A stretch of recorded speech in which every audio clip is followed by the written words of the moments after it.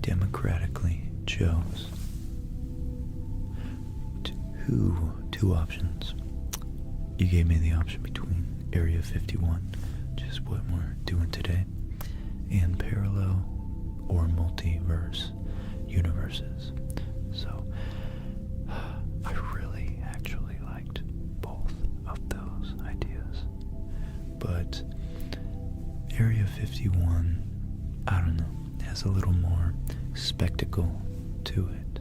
So let's see what we can find out about it. Now, at first I actually thought, and I hope you like the keyboard sounds, when I went to search, that I didn't know that much about Area 51. And I don't particularly know much specifically about that, but I did realize that I've watched, really through Joe Rogan, having on Graham Hancock and all sorts of other fringe academics and reporters, Randall Carlson, Robert Buvall, John Anthony West. I don't know if he's talked to David Wilcock, this gentleman right here, with the fabulously timeless haircut. His haircut is, I don't think it's changed much since he was born. But you can't judge a book by its cover. And he's actually, that was actually kind of rude of me to judge him like that. He just owns that haircut so well. I wish I had the courage to do that. I listened to this guy have a conversation with, oh wait, it was here.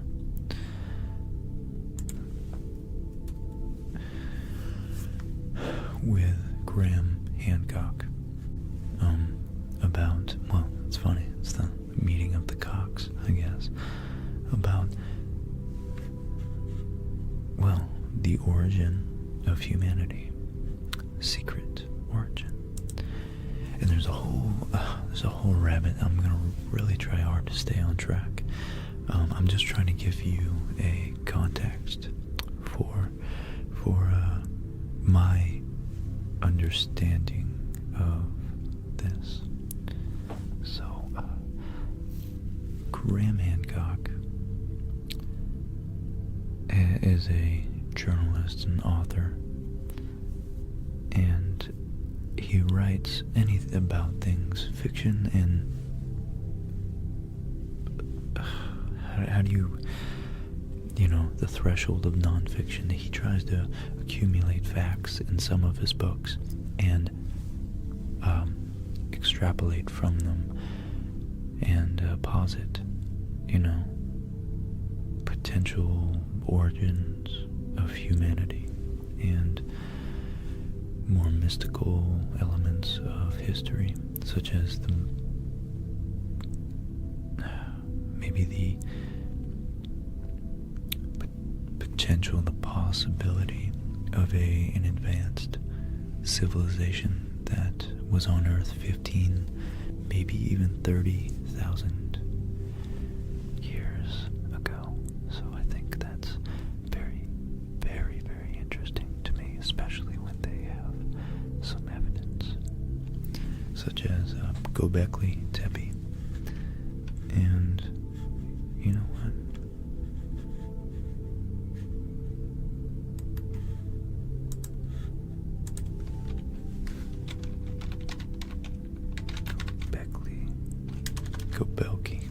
Göbekli Tepe.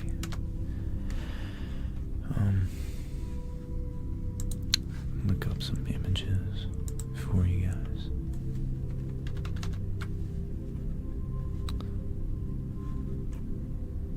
Which is one of the few sites to actually be verified by credible academic geologists and archaeologists to have been 10,000 years old. So 10,000 years ago in Turkey, which is not, of course, is modern-day Troy. It's not, probably only a couple hundred miles away from where we think Troy was, 9,000 years after this, mind you. So it's definitely no wonder that perhaps the Trojan Wall claimed to be built, as we're learning in our expedition through the Odyssey, the adventures of Odysseus, that Poseidon himself built the Wall of Troy, which you can't imagine people would come to believe if they A, had no real written history, and B, had no scientific perspective of the world, and the world was more a blend of metaphors and religious imagery and a living world, really, that was very much infused with spirituality. So it wouldn't be a stretch for them. I really want to sound like Chicho right now. Chicho was awesome, and he just makes me feel like him, like he's saying right. It wouldn't be a stretch, right, to assume that these people during 1,000 or 1,500 BC looked back 8,000 years, and of course, knowing Göbekli Tepe had all this acres and acres and acres of these huge monoliths. It wouldn't be a stretch to think that perhaps in their view humans were less likely than gods to have actually created these monuments and therefore their own walls. And like many cities, maybe Troy was built and razed, pillaged, plundered, and destroyed, and then rebuilt on top of its ashes. No doubt intimately connected with the imagery of the phoenix. So, Area 51, which I might not call this episode Area 51 because so far 10 minutes have gone by and I haven't talked about it. I just want to say that I think there's a blurry line between where fringe, the word keeps escaping me. I want to say supposition, speculation. There we go, right? Speculation, right? And rigorous adherence to not speculating and just the facts on what we know. And I think science has its merit that it's very valuable to not overextend our certainty of knowledge. And there's so many realms, so many ways I can take this, but I think the great speculators who actually are as rigorous as one can be when speculating about such grandiose things as aliens and deep history, I think they're immensely valuable because they lead to more artistic, more religious, more spiritual, more philosophical, at a more articulated level, understanding of history and the world as we discover it. So I think it's always good to take into account and not be too certain that one area of exploration is sufficient just want to credit science and religion and rigorous, archaeology and fact-checking and logic, solid logic and mathematics with narratives and the human experience. And I don't think... I should be doing these, shouldn't I? I just don't think that one or the other has the final word yet. Well, that was a doozy of an intro. And here I thought this would be a 30-minute episode.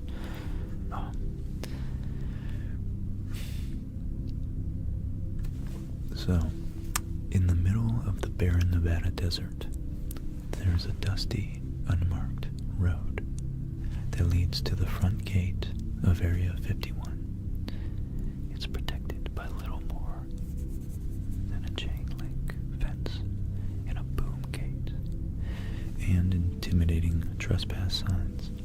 One would think that America's much mythicized top-secret military base would be under closer guard. But make no mistake, they are watching. Beyond the gate, cameras see every angle. On the distant hilltop, there's a white pickup truck with a tinted windshield on everything below, peering down on everything below. Locals says that the base knows every desert tortoise and jackrabbit that hops the fence. Others claim that there are embedded sensors in the approaching road.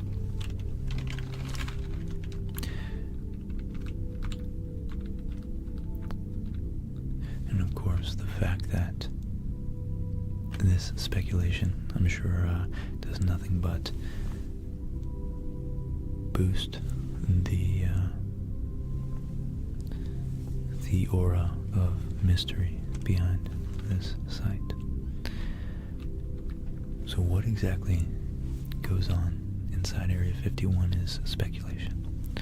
There are, of course, alien conspiracies that galactic visitors are tucked away somewhere inside. One of the more colorful rumors insists that the infamous 1947 Roswell crash was actually a Soviet aircraft piloted by mutated midgets, and the wreckage remains on the grounds of Area 51. That's quite a wild speculation, but I don't know, maybe I'm laughing because I'm secretly scared that it's true. Some even believe that the U.S. government filmed the 1969 moon landing in one of its hangars. For all the myths and legends, what's true is that Area 51 is a real and still very, very active military base. There may not be aliens or a moon landing movie set inside those fences, but something is going on, and only a select few are privy to what's happening further down that closely monitored, windswept Nevada road. And you know what? I have a little black book of secrets right here.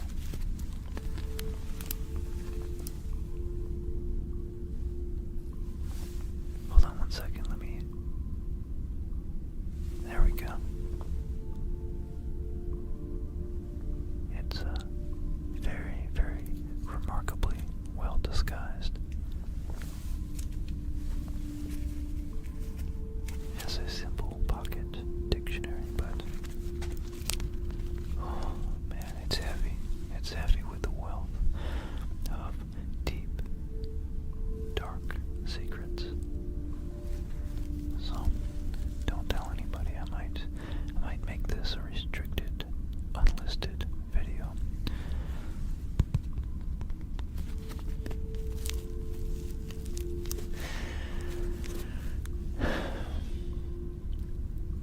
the forbidden aspect.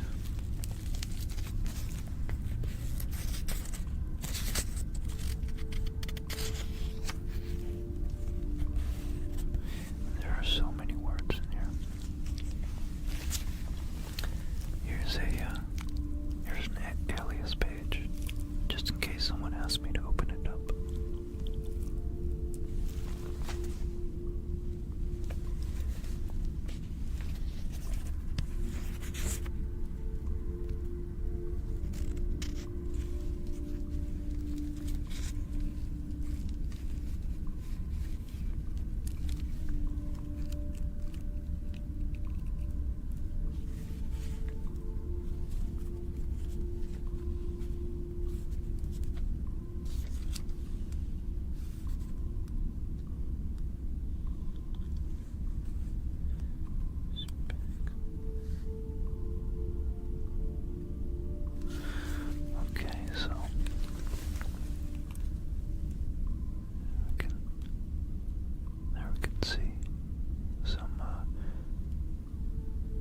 Indecipherable text. It looks normal, but really it's very much encrypted. It's just there to fool you.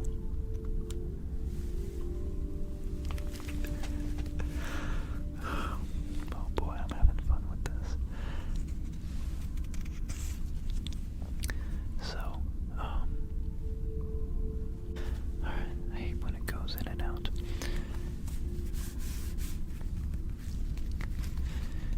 So the forbidden aspect of Area 51 is what makes people want to know what's there, says aerospace historian and author Peter Merlin, who's been researching Area 51 for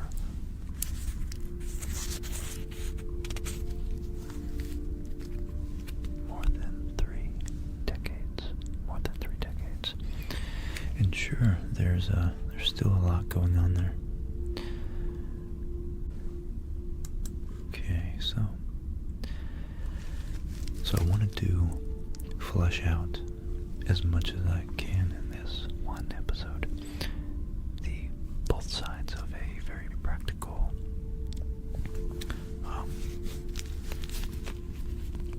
very scientific, very objective, and dispassionate, skeptical of certain skepticism view, and also a more, I would say, a more believable. It's funny because these words are very changeable from depending on the perspective. If you're one that sees all conspiracy as goofy, or one that sees everything as a conspiracy. So from the one side, what is skeptical, could be thinking that it's skeptical to believe in all these alien theories. But on the other side, if you're one who is a conspiratorially minded individual, you might view everything, you might be skeptical of the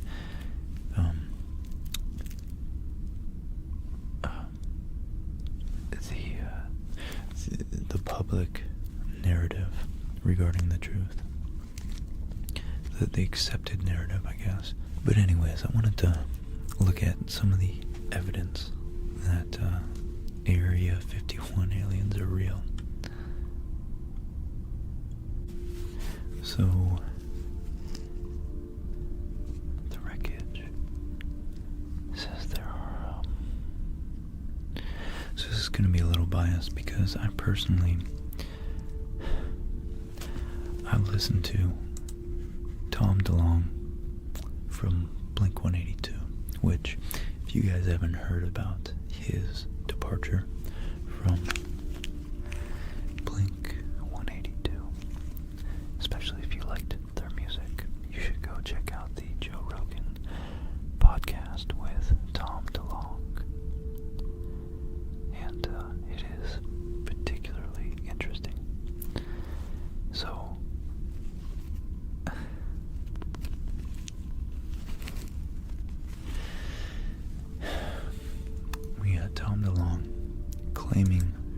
matter-of-factly that aliens are here, and they've actually, in some way or some form or another, given certain people, and it would happen like that, but nonetheless it's hard to believe, certain upper echelon people in the government, specific, very special access to their technology, to bend space, just very advanced technology.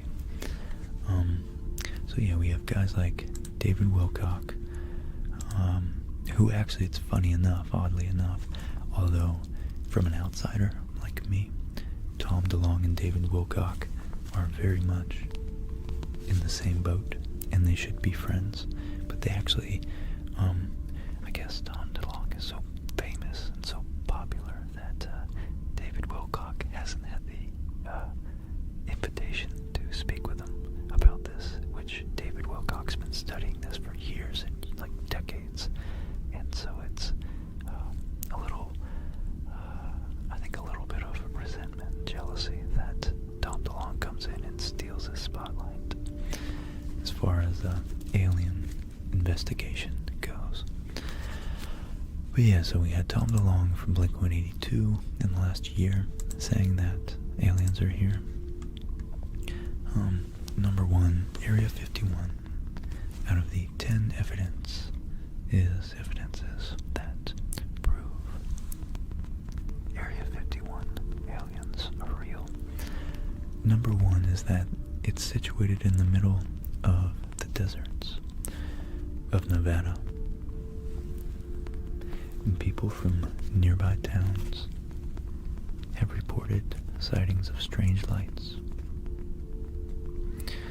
As per eyewitnesses, the lights do not look like they're... Let me zoom in a little bit.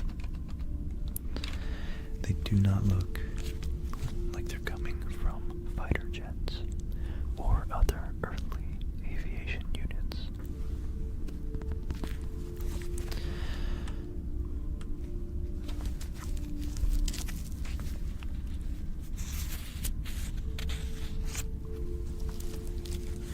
So, number two.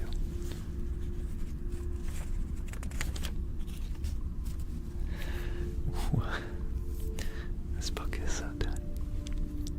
While there's no official confirmation, radars have detected objects that fly with supersonic speed over that area. And the F-16s or other Air Force planes are not supposed to fly at that speed, is what alien enthusiasts have to say. And here we have a picture of some very giant spheres, discs, saucers, if you will, that look like they might be hard to identify when they are flying as objects in the air. Number three, this autopsy video. This is a video, really. Wow, that's very... I guess I should have warned you guys before that, but I don't know. I was watching Mad Men the other day with Molly, and the first wife of Don Draper, the main character, put on a fat suit. She's, her name's, January Jones. Very attractive, very good actress. And I actually recognized her from the X-Men, but also from Last Man on Earth, which I love that show. And she is skinny as a toothpick. And the point of that is that her fat suit, I literally had to Google it to see if, because I couldn't believe that they would make her do something so unhealthy as gain that much weight for her role, you know. So, come to find out, it was a fat suit, and it was so well done that you wouldn't know. You simply wouldn't know. Oh. I'll show you. So I think that the aliens, at least pictures of them, could definitely be manufactured. Granted, I'm sure the technology is much, much better nowadays. Look. Yeah, look at this. So that's her in the fat suit. And it's just, I mean, these pictures don't necessarily do it justice. But she's relatively skinny. Not relatively, she's objectively skinny in real life. So that was her in season 1. That's what she normally looks like. And yeah, this was definitely a fat suit. It's just so realistic looking. I mean, where does the, maybe right there is where the fat suit ends, but still. So I think there's a lot more to prove. You got a lot more to prove than a simple picture.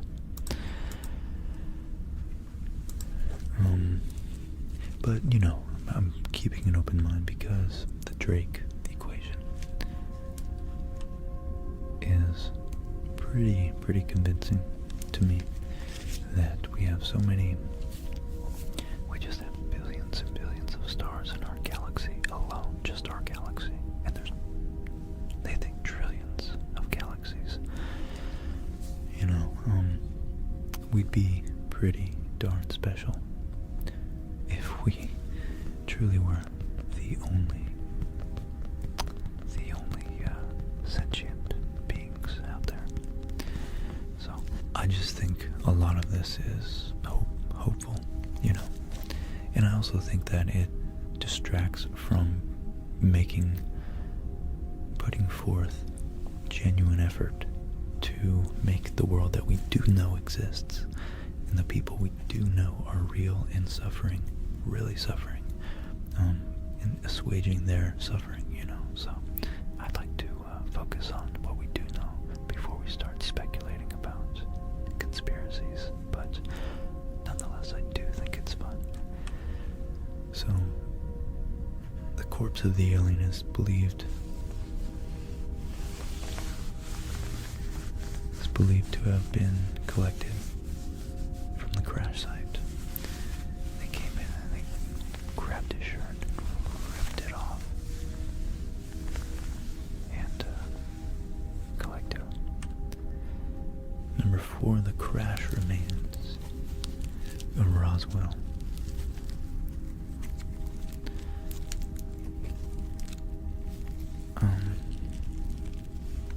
The Roswell incident were being secretly transported to Area 51 as the government wanted to study the technology that was used to make the aircraft. So, yeah. Number 5, which is more convincing, testimonies of ex-employees. Here we go, an ex-aerospace engineer, Boyd Bushman. So he's an engineer. He's not, that tells you that he's at least scientifically minded and is professionally trained to analyze a situation in terms of physics, mathematics, mechanics. But that doesn't mean his desire to jump to the conclusion that we are among aliens. It's a powerful desire. I think Carl Sagan wanted it too, but his famous dictum was extraordinary claims require extraordinary evidence. So this is a picture. An ex-aerospace space engineer Boyd Bushman, who was deployed at Area 51 for a long period, has shared photos of a humanoid creatures that do not belong from this soil. In a statement, Bushman also confirmed that the staffs of Area 51 are a mixed bag of Earthlings and extraterrestrial beings. Wow. Wow. Ex-physicist Bob Lazar, who was working, I think this guy is very particularly famous, very famous, who was working at Area 51.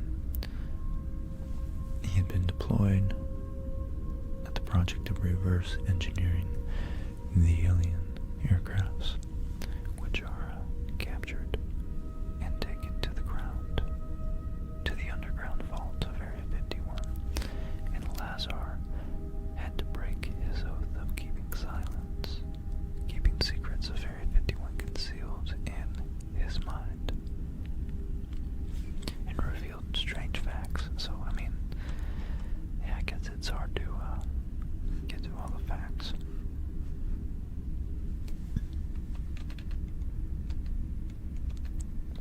And here, if we zoom in, it says the collocated structure, a shell 15 centimeters thick, a waveguider, a positron emitter, a gravity amplifier head, a seat. So that says a seat. So it's just weird juxtaposition, I guess. All forms inside are smooth for electronic charge retention. That's interesting. Maximum angle of lens effect. Wow, okay. Rings. See, this is the type of stuff that convinces me. So, but again, I think Carl Sagan was a great example to follow when being skeptical. Gravity waveguides. Focus ring stacks, same thing. Millimeter electromagnetic waves pulsed through the shell casing, and the extent of hull structured as metallized waveguide. Interesting, very interesting. Wow. And honestly,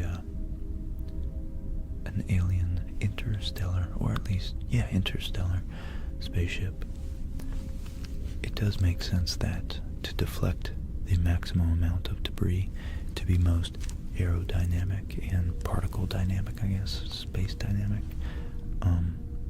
you would want the edge to be as small as possible, the leading edge, and then taper up from there, so that the particles, it can slice through a field of particles.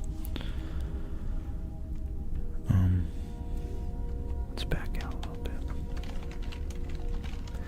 So number 7, there are video footages that show an ex-engineer working from Area 51 claiming that there were 4 live aliens who used to be stationed at Area 51 and worked alongside humans in the flying tasks of strange-looking aircrafts of futuristic designs. The engineer had worked there from 66 to 79, 1979. Okay, so in July 2014, a tourist named Sandra reported the sighting of a real UFO over Area 51. She had filmed the UFO's flight while she was traveling through the desert and was recording the area in her movie camera from the bus window. She spotted something fly real fast before she could even react. Then the object was gone.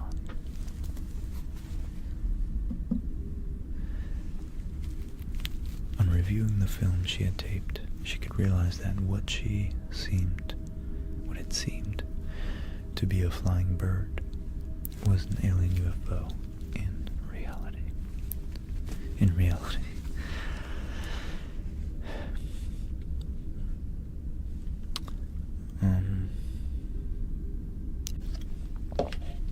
There are many conspiracy theories regarding the kind of work that is carried out. Until 2013, the government never acknowledged the very existence of something called Area 51, although it was an open secret since for decades. Yeah, I don't think a native English speaker wrote this article. So many varied theories about the purpose of Area 51 make it very easy to believe that the base actually serves the aliens, or is used for alien-related projects. And that's a pretty cool picture right there of Area 51. Now this last one conflicts, just blatantly conflicts with the other article I'm going to go back to. Trespassers are supposed to be shot with heavy weapons without any warning.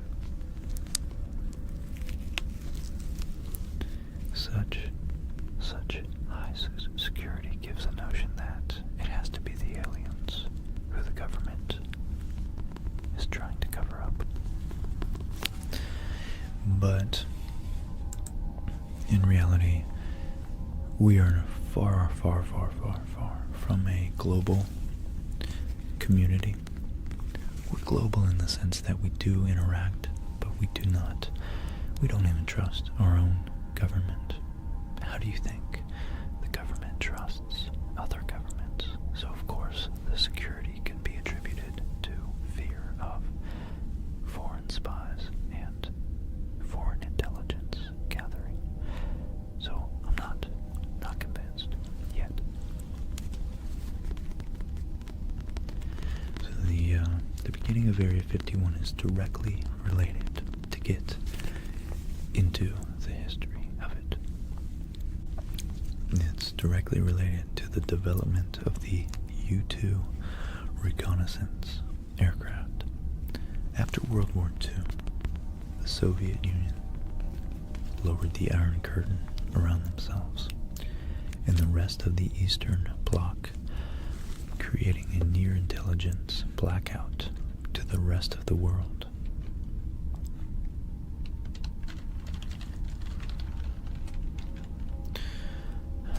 Oh, it's a curtain. I was thinking of the metaphor as a wall. So if you lower it, that means you're open, but it's a curtain, so lowering it means you're closed to the rest of the world. So the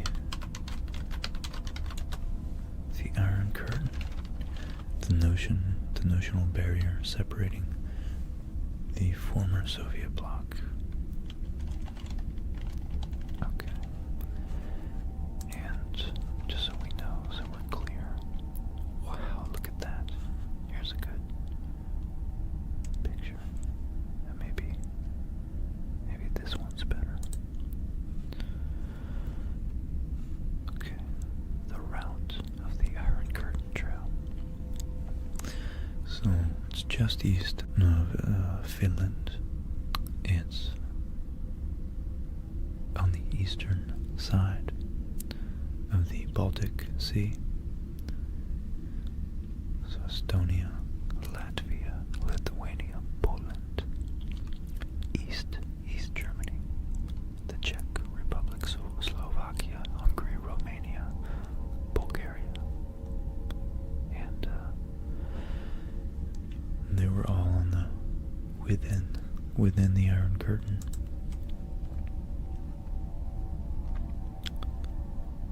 Wow. Okay. Very interesting.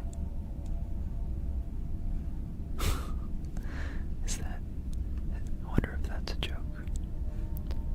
Oh, bro. Wow, I have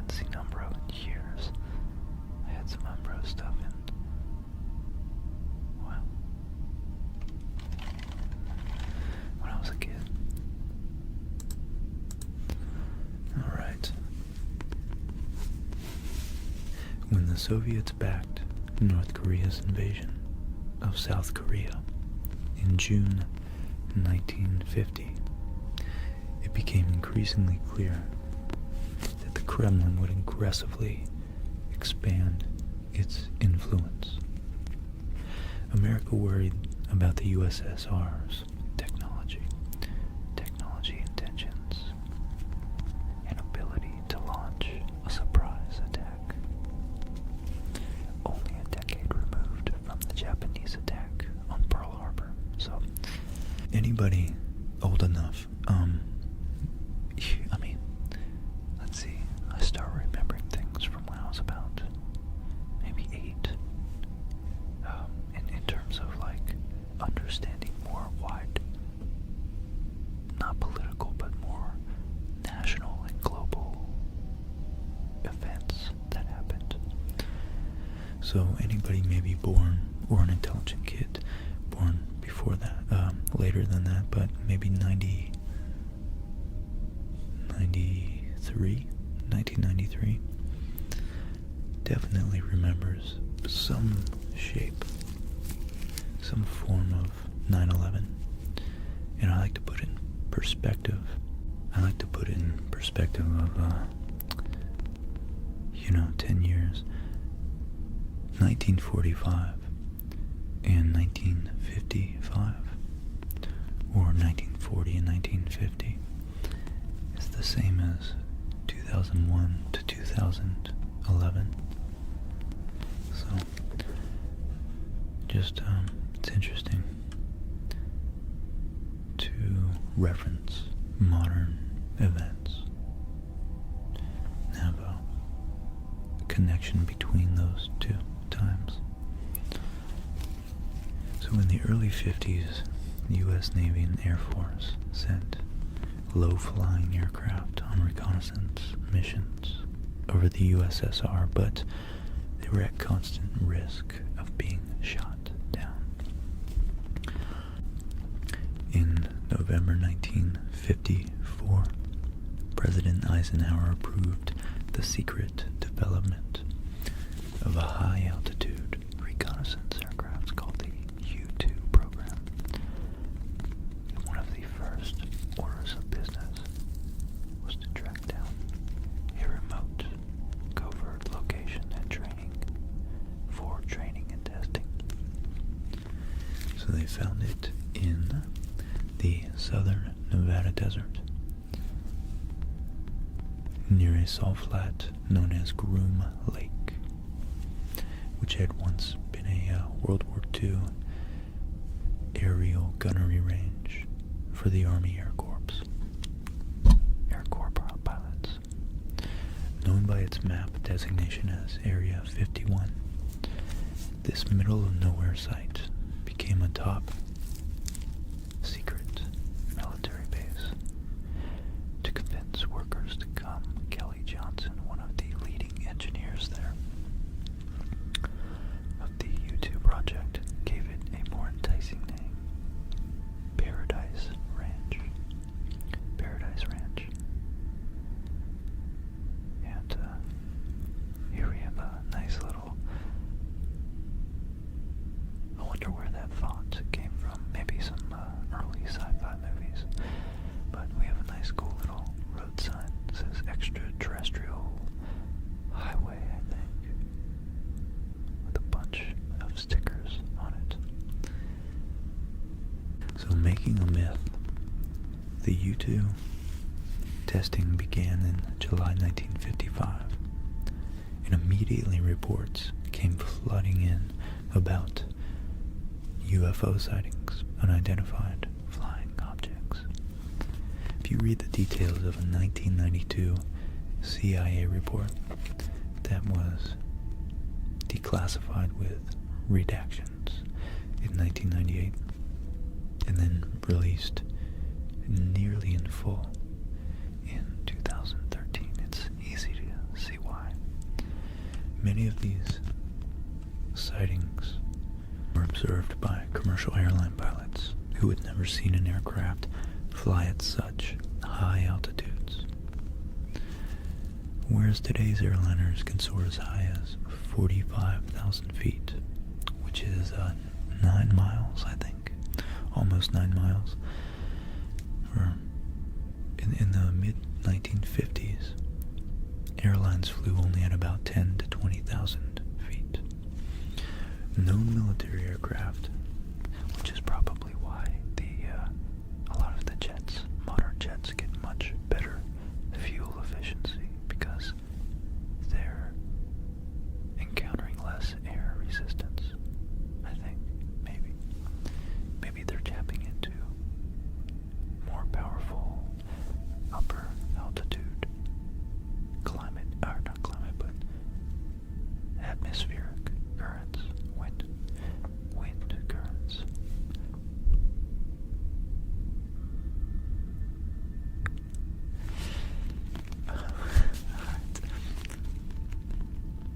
So, known military aircraft could get to 40,000 feet, but 60,000 feet would have been crazy.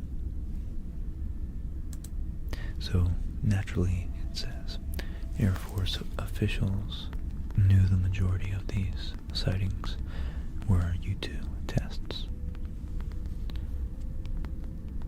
Oh, is that where the band name comes from? I just put that. I just connected that. I wonder.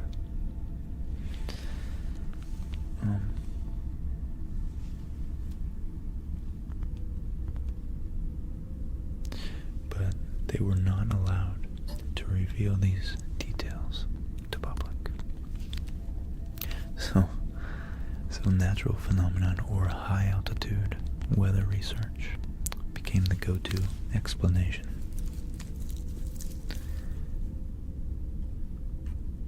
What's also interesting about the most recent 2013 report is that it confirms Area 51's existence, while the 1998 version does have significant redactions when referencing the name and location of the U-2 test sites. The nearly unredacted version from 2013 reveals much more, including multiple references to Area 51, Groom Lake, and even a map of the area.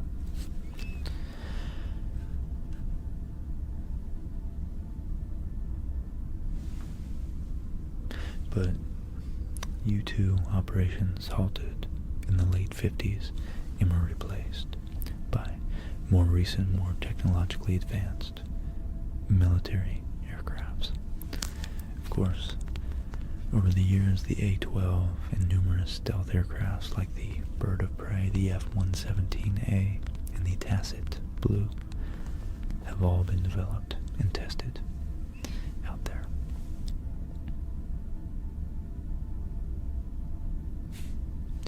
More declassified documents reveal Area 51's role in the Project Half Donut, a 1970s attempt to study covertly obtained Soviet MiGs. Wow.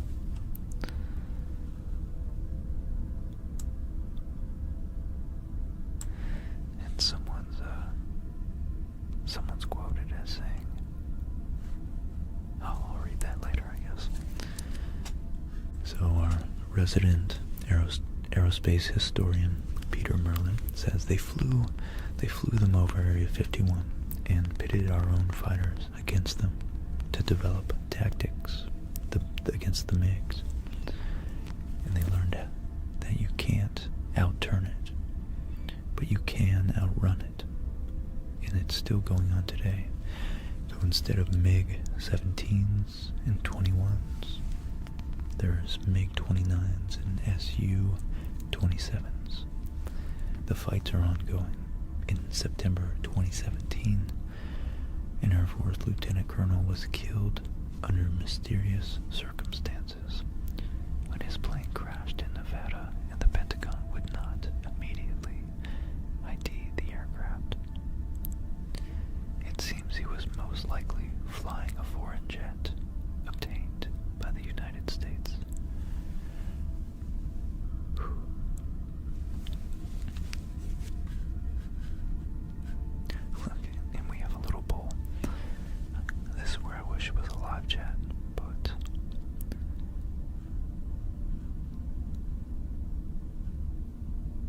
just gonna say experimental plane testing.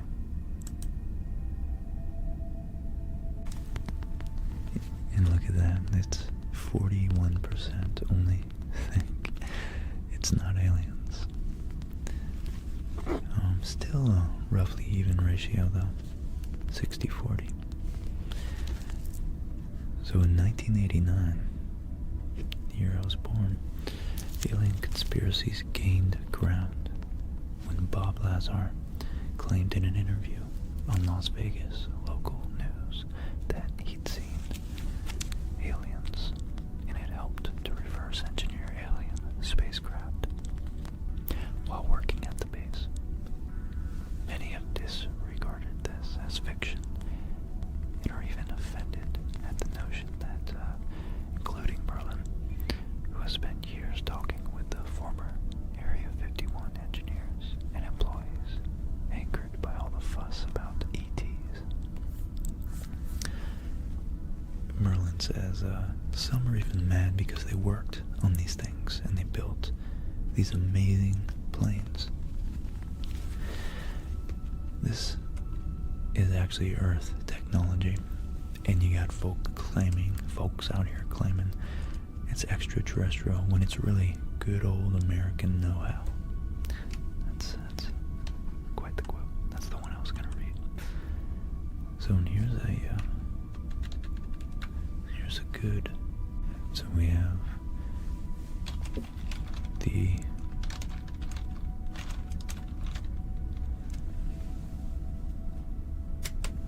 aircraft here.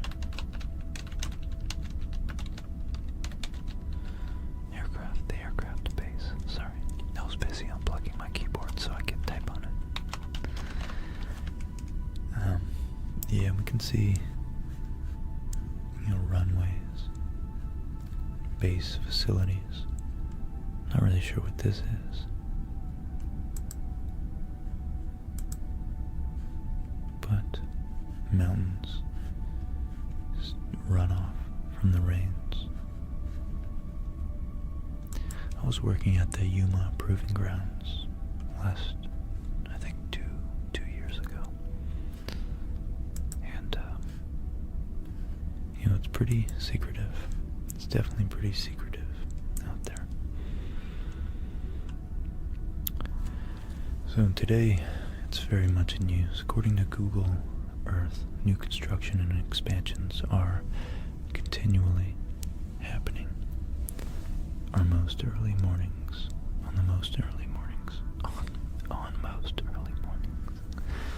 Eagle eyes visitors can spot strange lights in the sky moving up and down. No, it's not a UFO. It's actually the semi-secret contract commuter airline using the call sign Janet that transports workers from Las Vegas's McCarran Airport to the base. As for what's happening these days in America's most secretive military base, few know for sure.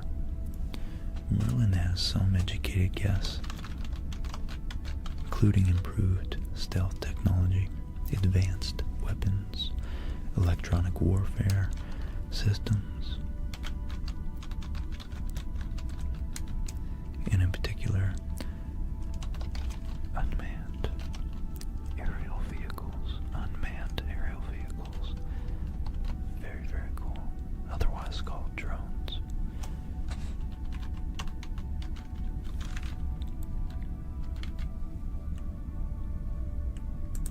And then other classified aircraft. In the more exotic forms, I like that, of radio communication. Probably different ways of encrypting it and sending and receiving it covertly, and directed energy weapons such as different forms of focused lasers. That's probably what's that called? A redundancy.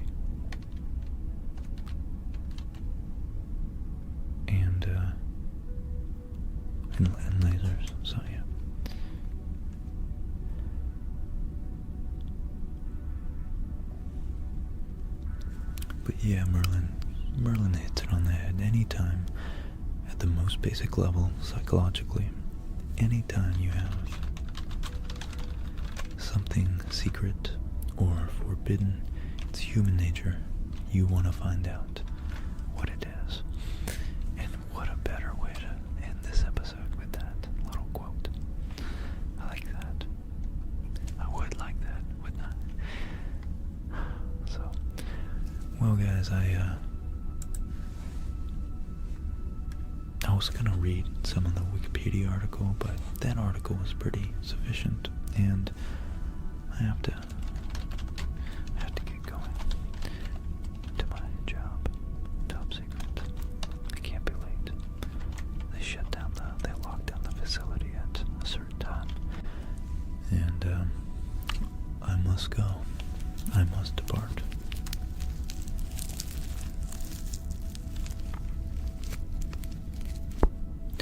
So, my friends, thank you once again. Thank you to everybody who comes out.